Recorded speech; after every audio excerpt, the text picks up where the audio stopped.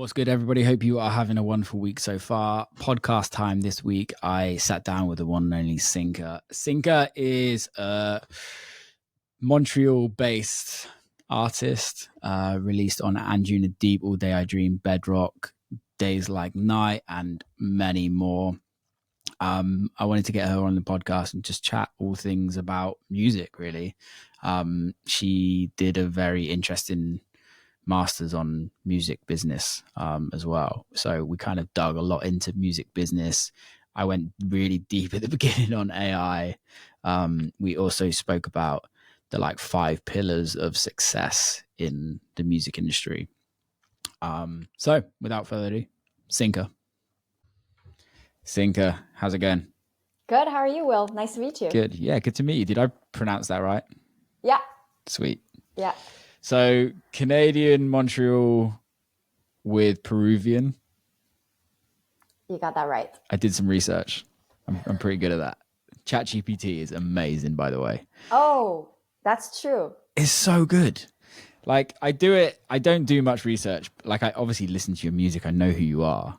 But I don't do too much research on guests because I'm just I kind of want to just get to know somebody whilst we're on the podcast, especially if we've never met before. You and I have never met before.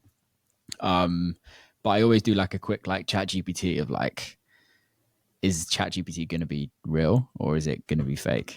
And it's always it's always done me good for the time being.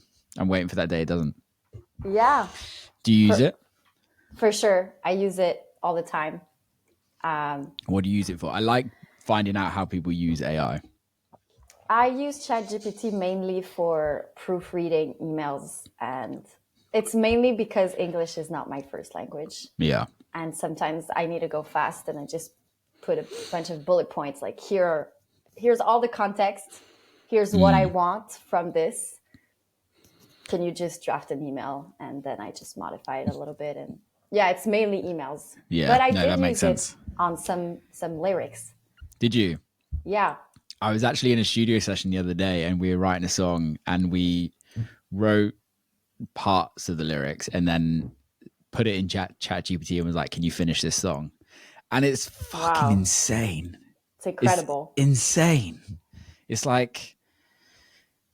get me wrong, it's not perfect and you don't use it I'm not okay, yeah, chat GPT has finished that song for me and now I just need to use that. But it's it gives you, it's almost like having a third writer in the room that gives you ideas. Gives you ideas, and you're like, oh, actually, that word is cool, but it doesn't work how they put it in. So let's use this. Yeah. This couple of lyrics beforehand. It's really interesting. Exactly, and it's actually good news that we're still useful. That we're still there to evaluate if this is good or not, because. I agree. I think I've had quite a lot of conversations. I don't know if your thoughts. I'd like to get your thoughts. I know we're going deep into it on AI straight away.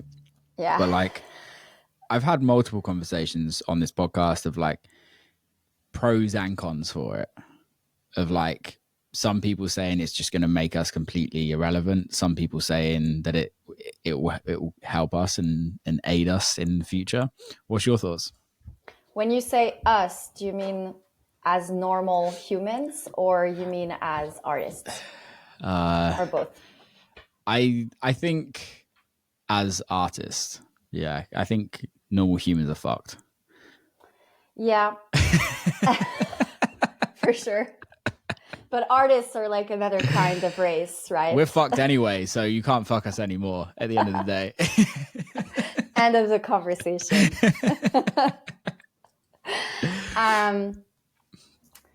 I think that art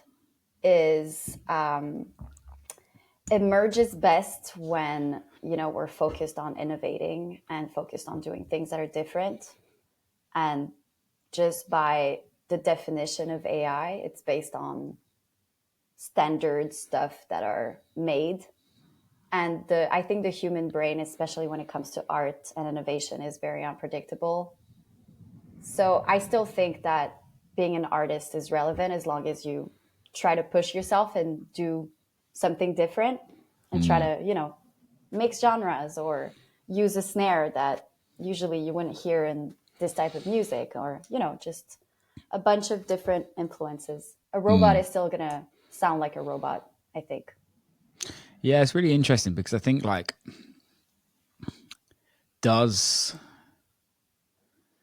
the music that we make in the sense of electronic music, there's still a formula to it, right?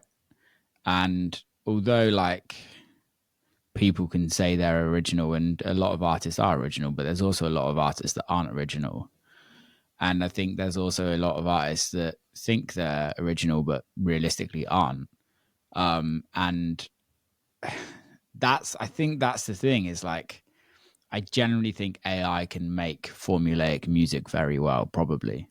Yeah. And I think it will happen eventually. Yeah. Agreed. But does it make the artist? That's my argument. It doesn't make the artist, because I think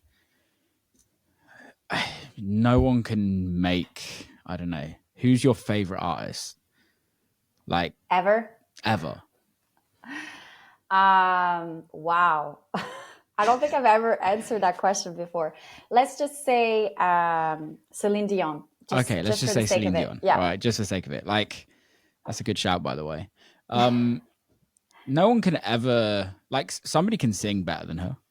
Guaranteed. A computer can probably sing better than her in the future. Like, but nobody can have her personality. Nobody can kind of have how she speaks to people, how she kind of presents herself to the world, how she can change her mind, how she can change her opinions. That is what makes an artist, in my opinion. That's It's a very like, good point. Like, I don't know if you've heard the like Oasis AI album on YouTube. No. So some AI tool has literally made Oasis, a whole brand new album of Oasis music. Wow. And it sounds just like Oasis, like exactly the same. Like, I'd listen to it. If Oasis put it out, I'd be like, fuck yeah, great album. This is amazing. But it's not special?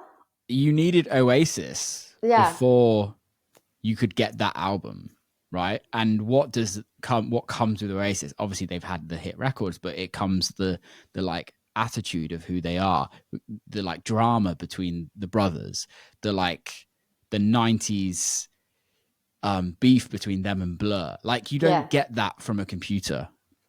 No, that's true. And I think that's the thing that I think people miss out on this whole AI thing, is you can go make great music. Like, they did it with that company did a Drake song, right? Made millions from it, right? But you needed Drake before you can make that music. You need the like, maybe going a bit deeper. Maybe that's when the AI takes over the world. I can't believe I'm going here. The AI takes over the world, and then they just use us as their like vehicles of success. Does that make sense? Or have I just gone super? Yeah, I think you went super deep there, but I honestly I'm scared about the future. I don't know about you, but it's we're I'm living not scared. We'll be interesting dead. times. We'll be dead. There's AI. There's also a lot of political challenges and instabilities, and it's scary to think about the future right now. I totally agree. I think it's scary to look at the future in music, in my opinion. In my, I don't really get. I'm not very political, but overall, like, politics ebbs and flows in life. It ups and downs. Same with economy. Same with everything else. It gets good. It gets bad. It gets good. It gets bad. The music industry is weird right now. Like, we're in a really weird moment. And going into 2025, I've never had this time in my career where I've spoken to so many artists where there's so much uncertainty of like what the future holds for being a musician, a working musician in 2025. Like, what's your thoughts and feelings on it? I 100% agree with you that there's a lot of uncertainty. And it's also something that a lot of people I've met and work with, and that have been in the scene for decades. They said, if, for example, you were to do your exact project 10 years ago, you would have already blown up. Like, some people tell me that, and it's I think it's the industry is competitive more than ever, which is the first challenge because of how accessible, but also because of how the younger generation. I don't put myself in the younger generation anymore, past the 30s, unfortunately. The younger generation are very attached to the trends. More, it's always been very human to think about what's cool and what's not, but it's a very extreme, TikTok and Instagram are very extreme trendsetters, and it's very trendy for young kids to be in the music and be in electronic music and DJ, and that's why also it's been also extremely competitive, because some people are in it for the trend and not for the passion. But you can't really distinguish easily, like, who's in it for the passion, who's in it for the trend, and at the end of the day, who cares about what they're in it for? You know what I mean? So there's the competitiveness side of it. There's the AI that we've just talked about, and everything related to how people are going to make music with so much technology, so much help.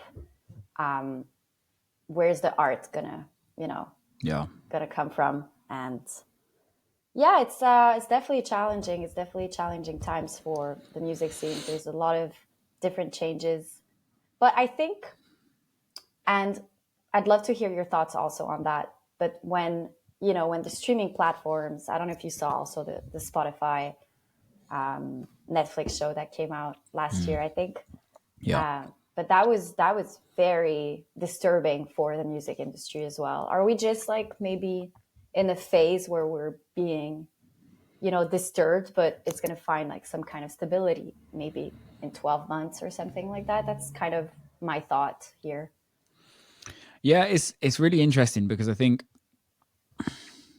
like, kind of picking apart but like a couple of things of what you just said, I want to go back to if you were doing this 10 years ago, you would have blown up. That seems very unhumble of me. I'm sorry. I took it from someone else who said it. No, it doesn't. I totally hear the concept behind it, but I think it's also a really interesting time to think of that, because it's like, now there's no easier way to blow up nowadays, but there's also it's also extremely hard to blow up nowadays. And I think that's the thing, is as the role of as an artist has changed massively over the years, where and this, for me, this isn't saying that now is better than then or then was better than now. It's just very different. So now as an artist, you are expected to not just only write the music and tour and be a great DJ or a great performer, whatever your way of performing is, but you're also relying on being able to promote yourself, being able to create content, like marketing, like strategy around everything. And I think there's going to be more conversations of what people's roles are in your whole business, in a sense of like your management, your agents, your press, like everyone around you. I think what's happening is the industry, and my opinion might change tomorrow, I don't know, this is just how it feels right now. The industry is trying to be new with old models. And I think I think a team is so important. Like, I'm very fortunate. I've got a great team. Very, very fortunate. But I think also with that team, I don't think you need a team until you have something to talk about. or you have something that you can't manage yourself because it's so overwhelming, right? To get to that point nowadays is so much faster than what it used to be. But I think nowadays, back before, the reliant on the team, when you had that team, the team took more responsibility of what that is. Now it's still all on the artist. So because management don't have, or management agents, etc., I don't feel like they have as much power in what they used to be able to do. So like, you used to be able to, if you had a really big management company, they can pull in everything and then it's down to the artist to perform, where now it's down to the artist to perform in every way, social media, songs, blah blah blah. Because again, radio doesn't matter as much, right? It's not as powerful as it was. Spotify streams are down by like 50%. So like, and also that Spotify don't have anyone really working for them. So for a manager to build a relationship with them, it's impossible. No, they're told not to respond. So it's crazy. And then, so what else can the management do? They can't. And I think this is the thing, is like, what else can an agent do? Well, if you're not selling tickets, you're not worth it. It's just a fact. So we're kind of in this realm, in my opinion, where the old models will have to start changing on all aspects of the industry. I don't know what that looks like. What's your thoughts on that? Lots of thoughts in my head right now. It's true that we dive right into the very deep subjects this morning. Let me just have a sip of coffee first. I got my my energy drink helping me out. Oh, that's why. Yeah. No, that's super interesting, and it's crazy. Just a small thought. It's crazy to think that we're talking about old models when these models are like 5 years old or like 10 years old. You know what I mean? Like, I don't know. I think it's super recent. I hear what you're saying, but I think like models, I think realistically we're talking way longer models. Like management as artists, agents as artists, have record contracts. They're not changing. They've not changed. That's true. Like distribution deals, they're not changing. Like it's all been the same. Like I signed a deal recently, and I love the label. I love everything of what we've done with it. But realistically, the contracts are still old types of contracts, if you know what I mean. Yeah. So I agree with you to a certain extent that it's 5-10 years old. But if we talk business, 5-10 years is old. Like, if you think 10 That's years what ago, I mean. It's evolving quickly. It's so quickly. Yeah. What's your thoughts? I think it's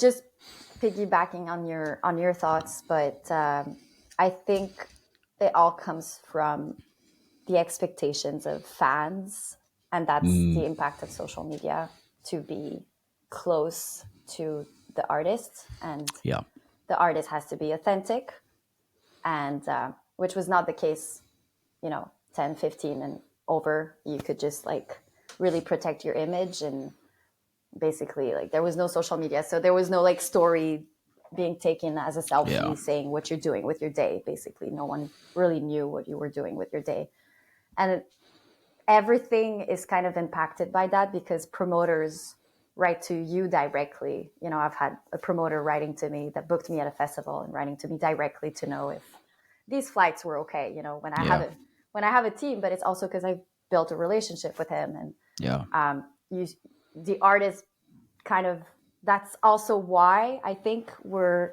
kind of having all of those responsibilities, because people are looking for the human. And it's crazy because of this technology, because of social media, because of, for example, your podcast, I felt like I already knew you, because I've listened to your interviews many times, and I've followed you on social media.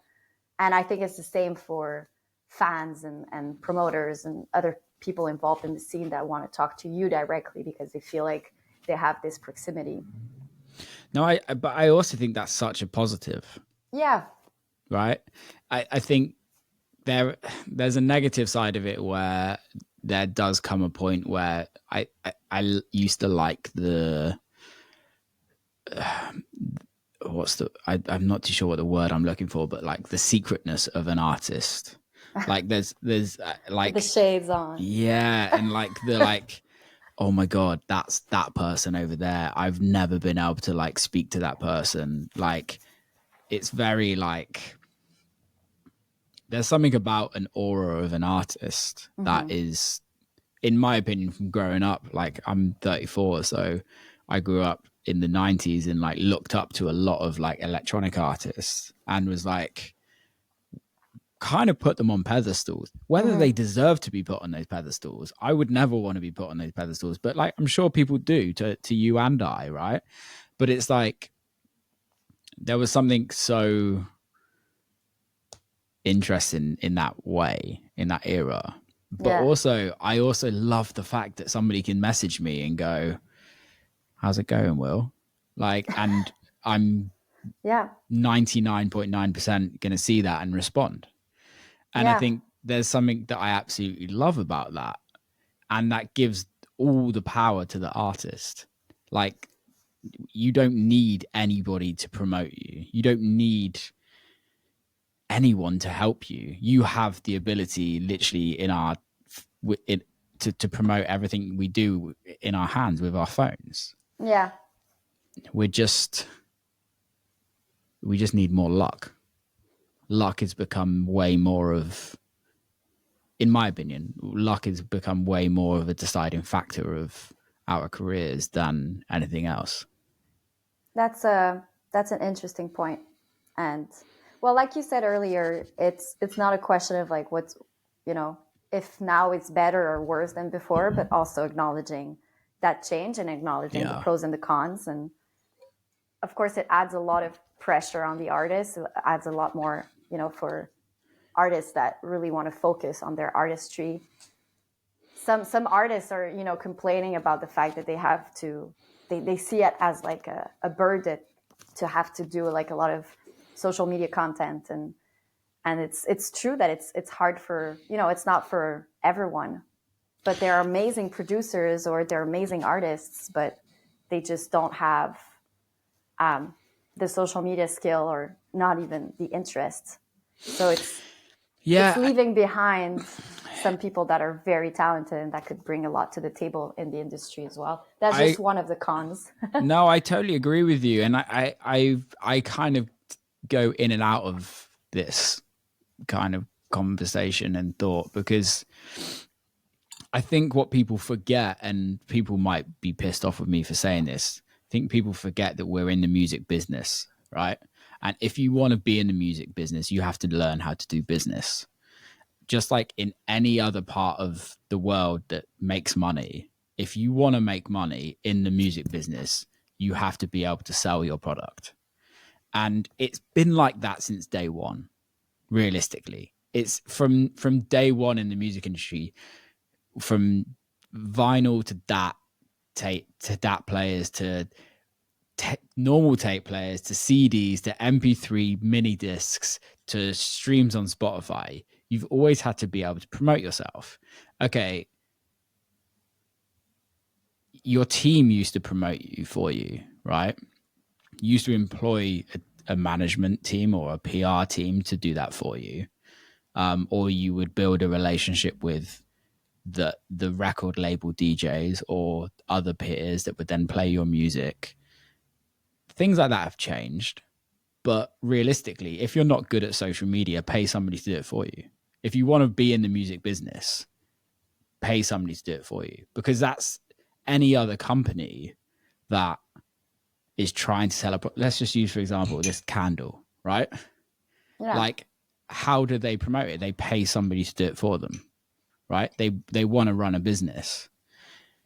Yeah, but the candle is not authentic. It doesn't need to be authentic. It doesn't need to talk to the camera and You know, people are very sensitive now to, like, I can read like some stories and some posts and really feel like it was ChatGPT now. We're very smart and sensitive to authenticity now.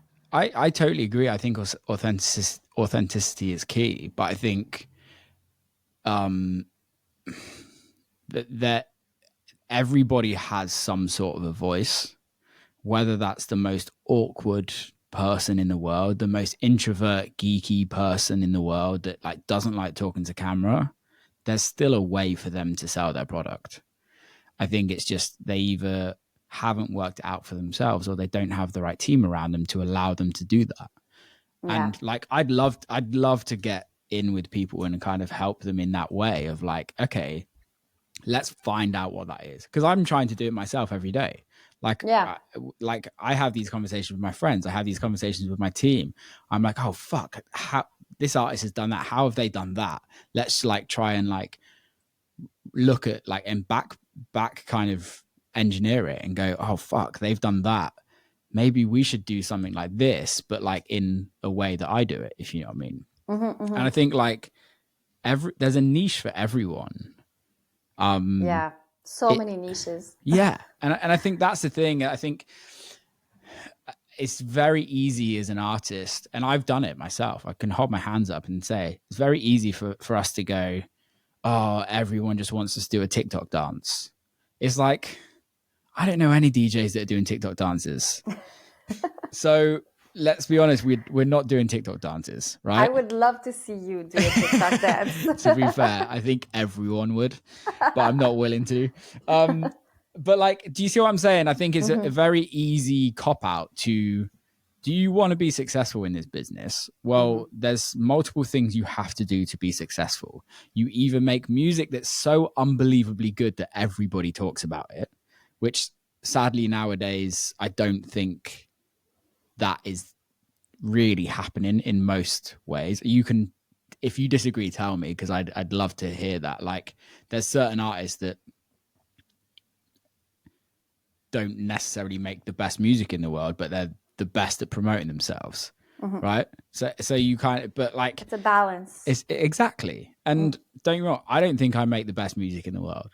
Like 100%. There's way better artists out there than I am, but I've been fortunate enough to build a reasonably sized community over the years, and it's taken me years. And I think that's the thing that also, from what you said earlier, is you said about community and fans. And I think we live in a time where everyone wants everything instant. And to not realize that, like, okay, if I can sell 50 tickets in my hometown this year, well, the goal next year is to sell 200 tickets. How do I get there? And then the year after, okay, well, then maybe I can sell 400 tickets in my hometown next year. And the town across like a couple of hours away, I can sell 100 tickets there. Like, I think we just live in a world now where everything's so fast, and we only see the people that just go from zero to everything in a very short space of time, because it's never happened like that previously. So we're all just like, how the hell has everyone done it? And it's just not, we can't compare ourselves to that. We're in it differently for the culture. We're in it for, I am anyway. I don't know about you, but it's like, from listening to your music, from listening to the record labels that you signed to, from listening to from looking at like your socials, like, you're not in this to be like, yes, I'm pretty sure you want to be the biggest artist in the world, like all of us do, but like, not even, well, and that's the thing, is like, okay, if we don't want to be the biggest artist in the world, then we can't compare ourselves to the biggest artists in the world. Because we're not willing to do what they do. Just take inspiration, like you said earlier. Just if you think this was a good idea or that was a good idea, then analyze it in a way that is inspiring for you and take what you want from that.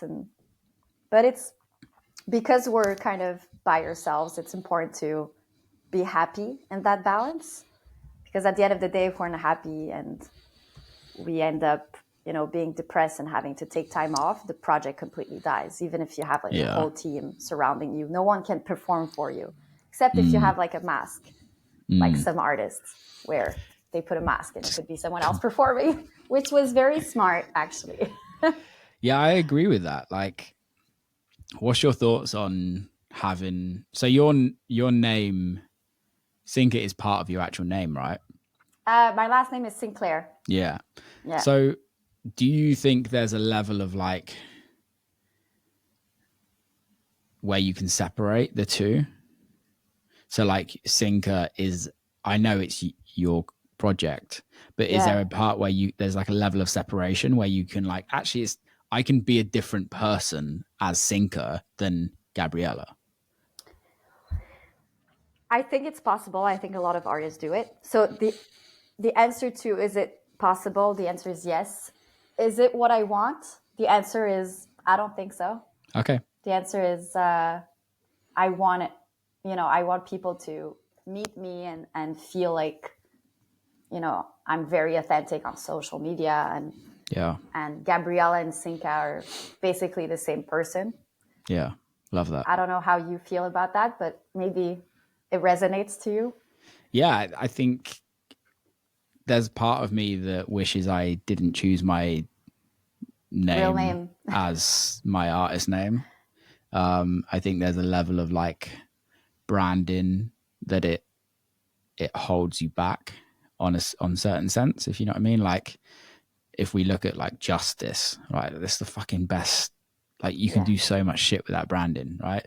Daft Punk, like all of those kind of like punk bands. Like there's something about punk and rock band names that are just so easily brandable. And I think there's a level of separation, but I think as the artist, you still look at yourself as that, as part of that brand is part of you. Yeah, exactly.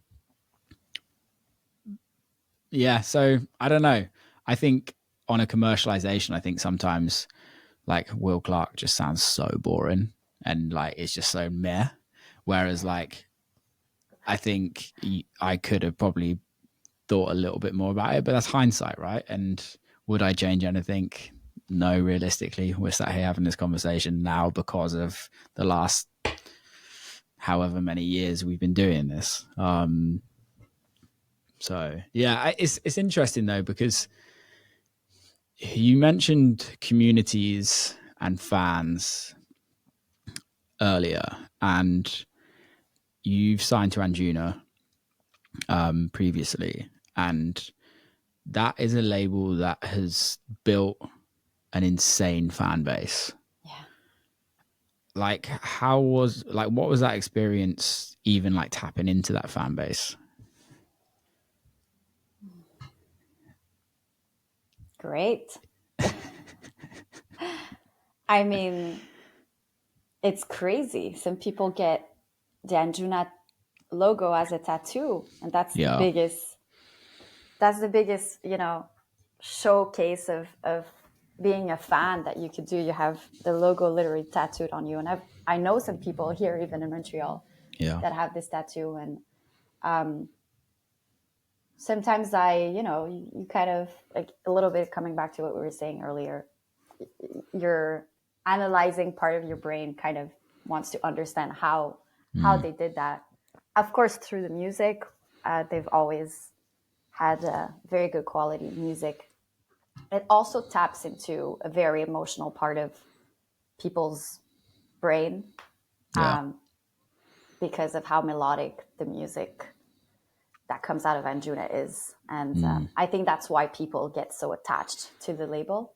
Some label are more like meant for clubs and dance, which is perfect too. But I don't think there's this emotional attachment that's going to come.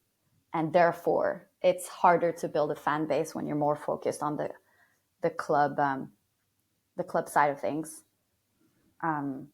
It's also, building on that thought, it's also a business model that might be different from other labels that are more focused on what's going to sell to play in clubs. They're very focused on what our fans want to listen to, even at home.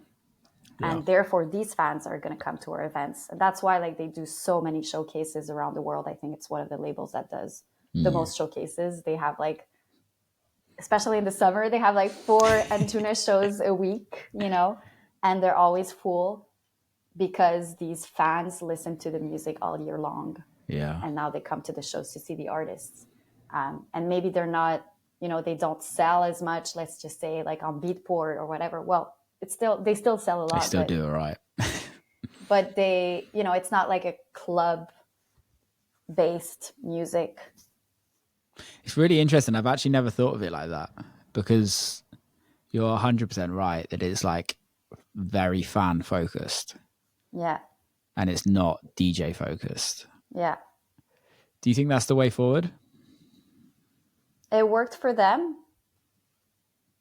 I think if you want to create a label that has this type of fan base, it needs to be focused on the fans. What's your thoughts on the whole DJs playing your records? Like, how important is that nowadays? I'm told it's important. That's what I think. You're told that it's important. We're all told that it's important, but do you think it's important? I think it's definitely important to get noticed. You know, that's kind of how, you know, in some ways I've got opportunities in the past is because like some people have discovered my music but like we said earlier, it's a bunch of different factors that can help you in your career.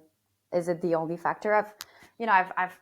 I've known some artists that have had bigger artists play their music a lot and they're still not touring and they're still not, you know, it doesn't mean anything if you're not focusing on other aspects of your career that are important. So I guess if you were to write down like those factors for somebody that's like working this out, right?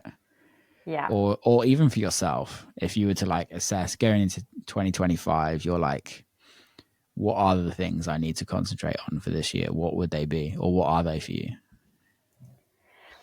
Funny you asked that, because little anecdote on the side. I have a business background and I did a master's degree in business strategy, and I did my thesis on what it takes to succeed as a DJ and producer in electronic music. I saw this. This came up on ChatGPT. Really? Yeah. No way. Yeah. Did you ask for like a summary to ChatGPT? I'm sure you can find it online. Yeah, I haven't read it because I hate reading, but yeah, and it's in French. Yeah, so. Game over. So I guess like, what's your like, I guess the top 5 pillars of what you would concentrate on for yourself?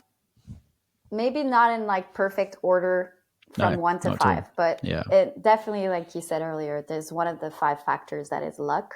That's something you don't have control on. Mm-hmm. Was that something that you kind of came across regularly in whilst doing the thesis, of like luck is something that was a big player in that, or not? Yes. And the explanation to that is very simple. Luck is part of everyone's success, not just artists. There's a lot of luck in everything in our lives, starting with where we're born, you know, and a lot of things that happen in our life, you know, our health. It's still very mysterious, like who gets cancer and who doesn't, you know. So there's a lot of luck in every aspect of our life, and it's the same for artists. Maybe luck is a lot more prominent in the factors now because of the algorithm on social media and stuff like that are sometimes a little bit of a lottery. There's a recipe, but it's still very mysterious on that end as well. Agreed. So luck is definitely one of the top 5. Maybe before it was in the top 10, and now it's in the top 5, definitely. And the 4 other factors I would say is your network, then your brand, the quality of your music. So can we dig into the network? So what's your network? What would you say your network, your immediate network is? So it started with Montreal. Yeah. When I was more of a local artist here. At the end of the day, the network that you have is basically a very in-person, you go to the events and you get to know the people and you build friendships basically. Yeah. And then these people know people and then introduce you to those people. You also, I think, to come back to the team subject, your team also has a network. That's what, that's something that my management is also bringing a lot on the table, is their own network. Yeah. And of course, the booking agents. Yep. That's their main value in the project as well. Yep. So I feel like my network now is a conglomerate of my own network that I've built as a person, as Gabriella, but also the network that my whole team has. Okay. Yeah. And then brand. Brand. Is that separate to network?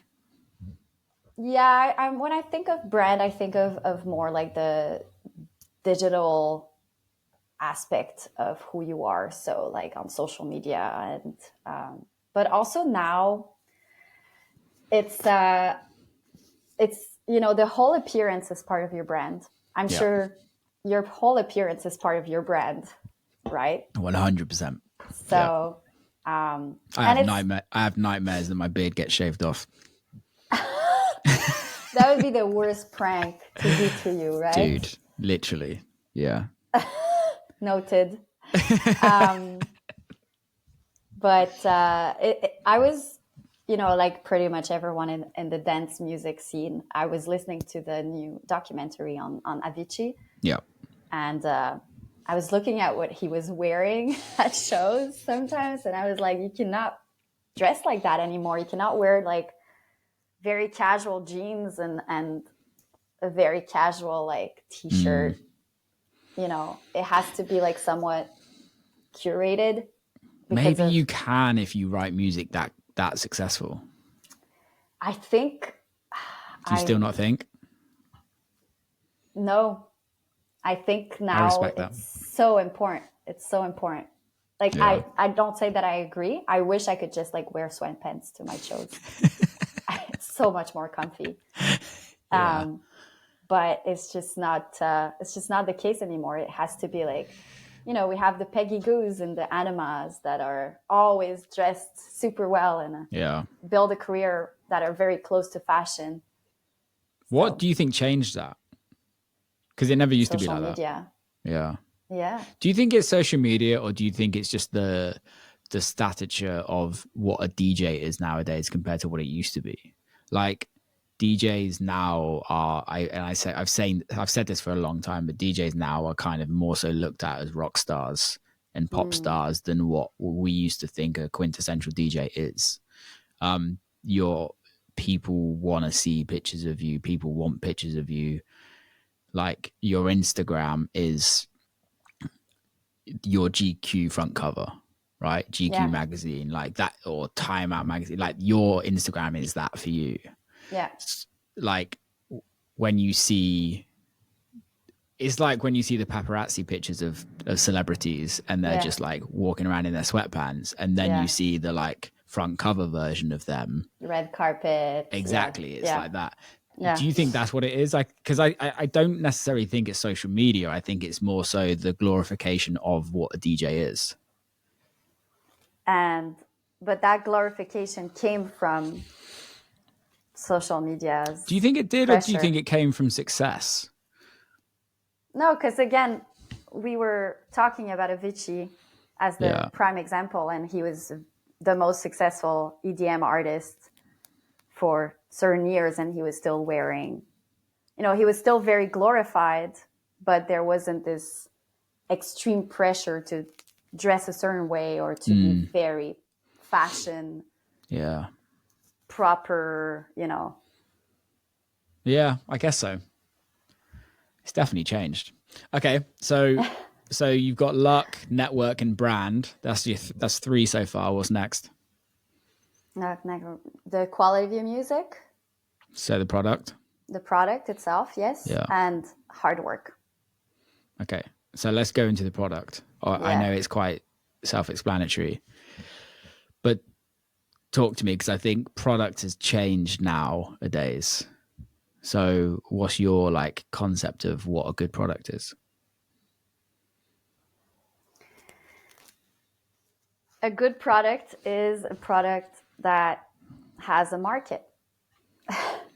Good business explanation, but it's I think it's true at the end of the day. Like if it resonates with the right people being, fans, but also promoters, also everyone that is important for an artist's career. Yeah.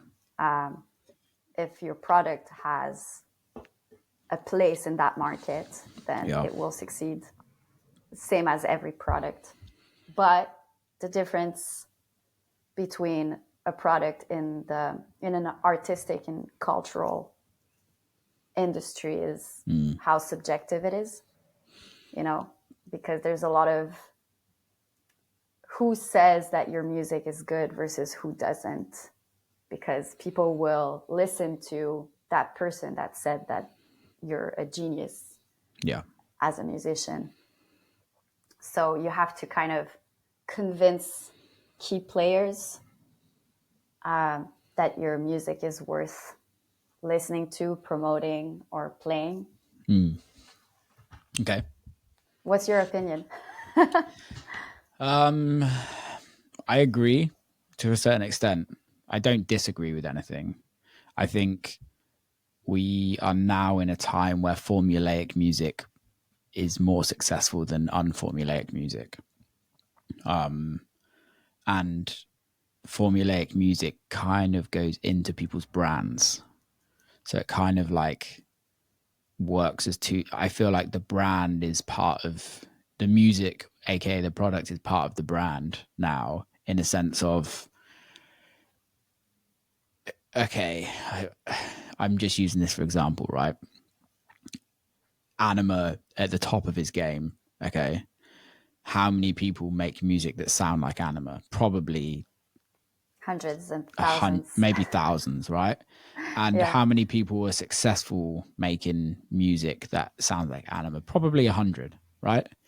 Like, let's just say successful as in earning a full-time living from their music, from their art. Like melodic techno artists. Yeah, but I think there's multiple ways of like melodic techno artists. But but what I'm saying is like that uses the same sounds as Anima, that like does the same drops, does the staccato, like how many times have we heard that? And I'm not saying that there's anything wrong with that, but I think it's a formula now. Yeah. And I think that never used to necessarily be the case. And there's always been like influences, but like now it's more so like copycats that can still make a living from that. You're not necessarily going to be the biggest, but are you willing to not be the biggest and take a slice of the pie and be successful for a certain amount of years? I think that's what's changed. And I don't think you necessarily have to be the best to be successful in that realm. In my opinion, I don't know. I don't know if I explained that correctly. No, and I think it makes a lot of sense, and it's very similar. Again, if we're talking about a product and a market, and any type of product, like your candle, for example. Yeah, maybe it's not the best candle. It's good. It's pretty good. But it's taken a part of the market. Maybe there was a first big candle company that took over. I don't know if it's like a soy candle, or I don't know a lot about candles, but there's like a big new market that is created by big actors, and then there's like followers that are taking pieces of the pies and that are happy with the success. And then either the market keeps growing because it eats up from other industries, like substitute products, we call it, or it shrinks. And in the music, when usually there's a big trend towards a genre. Well, unfortunately, in a couple of years later, it kind of goes down because people follow trends It's just even like more fashion. now. Yeah. Okay, and then your last pillar, hard work. Hard work. This is like such a controversial topic. Okay. Really? But I think it is. It's not in my world, but I think it is. So hit me with it.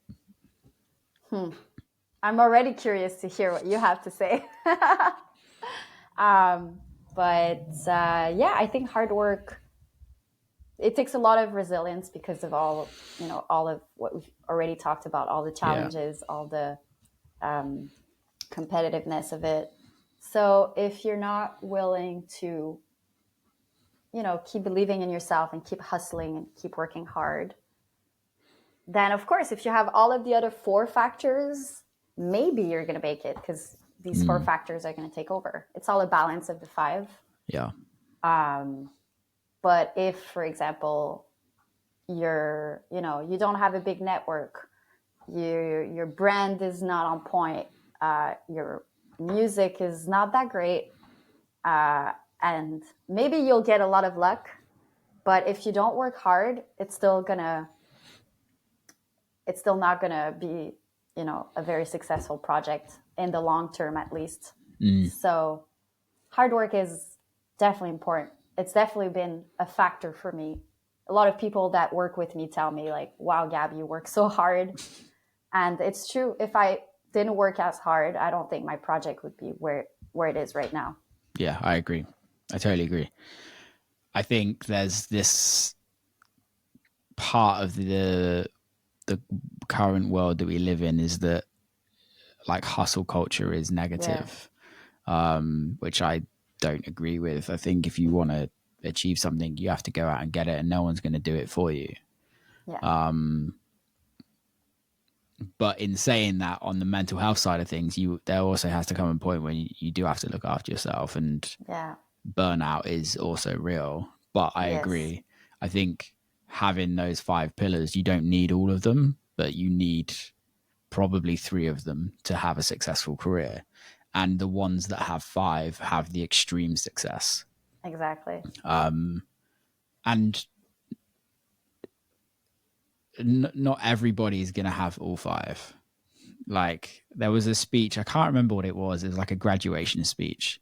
And he kind of said something very similar, but it was like, you either have the best art in the world that everybody wants you either turn up on time and you always deliver, or you're like just the best person and everyone loves you. And like you need at least 2 of those to be successful. You could be the biggest dickhead in the world, but have the best art and deliver on time, and people will accept it. You could be the nicest person in the world, and your music or your art could be the best in the world, but you never deliver on time, so people are okay with it. You could be the nicest person in the world, your art isn't the best, but you always deliver on time, and people will still want you. But if you only have one of those, people don't give a fuck. Or if you have all 3, you're just on another level. So yeah, I totally agree. We live in a very interesting world right now, and it's definitely evolving. What's your thoughts on streaming? What do you mean? What's the future of streaming? I don't have that much of an opinion on that. Surprisingly, I have an opinion on pretty much everything, but why not? Because it's a tool to, for artists to put their music, but it's I don't know. I feel like there's going to be other tools. SoundCloud, for example, is really gaining in the past couple months and past couple weeks. A lot of big artists are putting unreleased music on SoundCloud and stuff like that. So, and YouTube also. TikTok is also huge in terms of music now. So it's just a question of what tools we use. I guess my question is we're in the music business, and streaming as a sense of earning money as a business. Oh, no. is not there, which is fine. Like, again, I agree with you. What you're saying is that it's a tool to promote yourself, but where do you think the future goes? Because I think it's easy for us to sit down as artists and say we need to be paid more, right? Mm-hmm. Which, of course, we're always going to say that. But how does a future look with people, with artists earning a living just from their music? Is there a future? Because I don't know if there has been. If I'm honest, I don't think there has ever been a music industry where you just earn money from your music, unless you have insane hits. But I don't think you still do, because you build massive teams. You need to invest huge amounts. I don't think that has ever been the case. Do you think it could be? Well, I think for artists, the main source of revenue is touring and playing shows, right? So it's just I think it's a complete change in the business model, the revenue model, and also the mindset. I'm going to make a comparison that I've been thinking about a lot lately, but you know how businesses invest a lot in their, what they call their content marketing. So like, let's say I sell a software, then to attract customers, I will give free content. I will build my entire marketing based on giving free stuff, free content. If we saw, it's kind of sad to make that switch in a way, but without being nostalgic and being neutral about it. If we think music as our content, as our way to give free stuff because of, you know, the little money we make out of it, it's just a way to attract customers or attract fans, and then you're going to be able to sell your product to them afterwards, which is the tickets to your shows or your merch or whatever you have to sell. So I think if we switch the mindset, if we again, you know, think about the music business as a business, I think that's what the shift in the revenue model is closest to, is the business model of a content strategy like any other business. I agree. So instead of seeing the music as a product, you see it just as a content vehicle to get your music out there and get people to come and, you know, buy the other things that you're selling. No, I totally agree. I think for me though, what I think needs to change, because I don't think ticket sales is necessarily the only way to earn money as an artist's career. But I think we're told that, right? But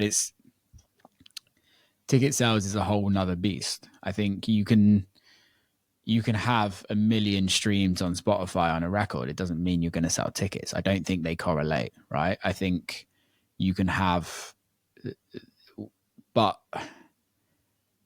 I think what needs to be able to happen is building a core fan base that actually you can sell to. And by that selling is, I don't know what your product is, but I think there needs to be a way for artists to develop products for people to buy. I think ticket sales is, yes, obviously a massive thing, but for artists that stream that can't sell tickets, well, I think that's the like that it just doesn't work, because there are so many artists that can stream really well but can't sell tickets, and vice versa. So I think that there's like a disconnect between that. But I do also agree that the music is your business card now. Exactly. And what in your opinion, because I'm always on the lookout for revenue streams. So what other ways, you know, of course, selling merch, doing collaborations with brands and But I think it's a really weird place that we sit as artists, because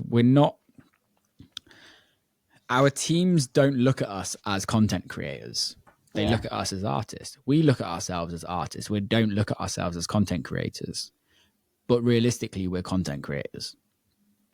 And I think this is where, in my opinion, we need to evolve as business people, and to understand that we are creating content every single day, and we're creating assets every single day that is worth something. And I think our teams will evolve based on, we have value with what we do and who we are, but we're just not being sold as content creators. We're being sold as, we sell tickets or we stream music. And it's so limiting.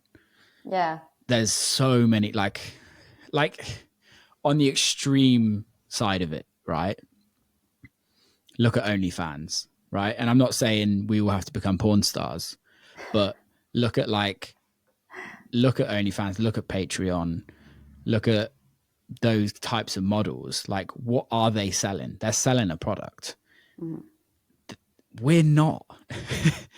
As artists, like, okay, buy your merch. Merch is a shitty t-shirt that just doesn't, it's actually hard to sell merch. It's actually hard to do that, right? Yeah, for sure. Like, who gives a fuck about a Will Clark t-shirt? I don't even give a fuck about I would Will. buy it.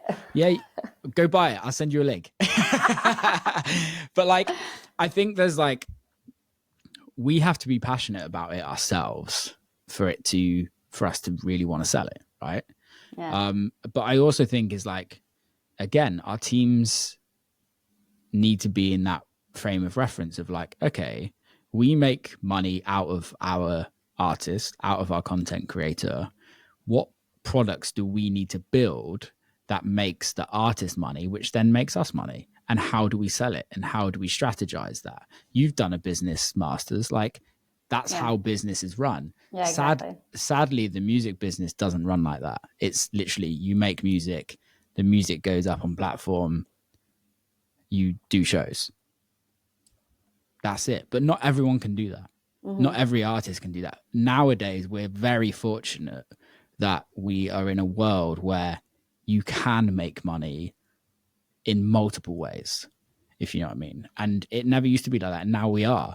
And I think that's what, going back to literally at the beginning of our conversation, I think that's where teams will have to start evolving, and artists will have to start evolving to go, well, actually, I can't sell tickets just because I haven't been fortunate enough to sell tickets or to be in that situation. So, but I have a following of this. How am I going to make money out of this? How am I going to monetize a following of even 5,000 people, even 2,000 people? There's a way to make money out of that. It just changes the way we, in my opinion, and I don't know if this is the way forward. I don't know. It shouldn't be, in my opinion. But I think also there's like an ability to turn, to allow us as artists to earn way more money than what we think we should, because we have all the power in our phone. But we need teams to help us with that. We can't just do that all ourselves. I'm still curious though, what are the ways to make money? I think it's selling a product. Like, what is that product? I don't know. That's different to every single person. Like a candle, or what product? A candle, a course, mentorship, okay. A podcast, a teaching, like a tuition. I don't know. Okay. Pictures of your feet, like literally, like what is that? If you know what I mean. I don't know. Like, how many followers do you have on Instagram? That's a good question. I think 16. I've got you up. 16,000, right? There's 16,000 people. Let's just even say like 1,000 of those people care, like fully, because we all follow shit that we don't necessarily care about, right? Like I generally go into a club and go, okay, there's 1,000 people in this club, probably 100 people actually give a fuck about me here. Yeah. And I have to win over the 900 people that they all dragged along. Okay. So how do I do that? Okay, I perform really well and then hopefully get more followers and then hopefully sell more tickets the next time. But it's the same with social media. If we can capture the small percentage that really give a fuck about us, it's way easier said than done. Yeah, that's kind of where I'm at. I'm gonna go sell products now. Not merch, right? Not much. I think it's just, I don't know. I don't like merch, which I shouldn't say. My team are probably like, well, why the fuck are you saying you don't like merch? Because you've put merch on. And it's like, I've never liked merch, in my opinion. I never buy merch either, so. No, me neither. Unless it's like a really cool band that have a really cool name. Like, even then. No, not into it. Not really, no. Just too cool for that. We've just done over an hour and already. Already. Wow. I know it flies by. I've really enjoyed this conversation. Me too. How can people get involved and follow you and kind of get involved with your project? My 16K following Instagram. Be part of that following on Instagram. Listen to my music on Spotify, SoundCloud. Follow me on TikTok. I'm trying to do my TikTok this year. It's going to be a focus. Do my TikTok. I sound like a boomer. So yeah, thanks so much for having me, Will. Thanks for coming on. I've really enjoyed it. Big love. And that's a wrap. Big love to Sinca for coming on. Really enjoyed that. Please go and subscribe, like, follow, do the usual stuff, share it with your friends. Peace out, people. Till next time.